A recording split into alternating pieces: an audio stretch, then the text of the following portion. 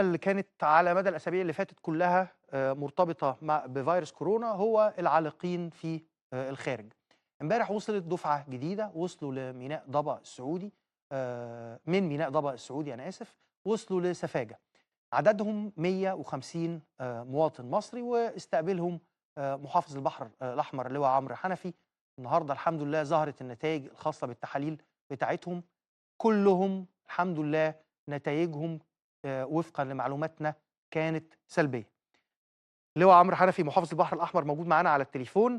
بارحب بحضرتك معانا يا فندم، وباعتذر لك مقدمًا إن إحنا يعني طوّلنا عليك بقى بحكم التوقيتات الرمضانية ومسهّرينك معانا. أهلًا بحضرتك معانا يا فندم. لا يا فندم، أهلا بيك يا فندم، وكل سنة وحضرتك طيب يا فندم، وجميع السادة وحضرتك المشاهدين يا فندم. وحضرتك بالصحة والسلامة. معلش أنا عايز أبدأ بس إحنا بنعرض المشهد اللي حضرتك كنت بتتكلم فيه مع الناس وقاموا كلّهم يعني يهلّلوا ويسقّفوا. أيوه يا فندم. طبيعة المشهد ده احكيه لنا من فضلك. والله يا فندم، هو الحقيقة زي ما حضرتك تفضلت وقلت، يمكن يعني إخواننا المصريين هو كان بيتجمع الأعداد ديت وعلى مدار الأسبوع اللي فات، لغاية لما العدد اكتمل. هو احنا ما نقدرش نقول برضه كلمة عالقين. يمكن السيد وزير النقل امبارح أيوه. كان في مداخلة، وبرضه قال مش عالقين ولا حاجة. هو اللي طلب فعلا ان هو يجي مصر. مصر ما تأخرتش، ومباشرة كانت تعليمات القيادة السياسية، وكان في اهتمام شديد جدا من دولة السيد رئيس الوزراء والسيد وزير التنمية المحلية وبسرعة اتحركنا في هذا الموضوع. وطبعا السيد وزير النقل اتحرك بمنتهى السرعة. عندنا مركب مباشرة بتطلع ما بين ضبا وما بين سفاجة بشكل يومي.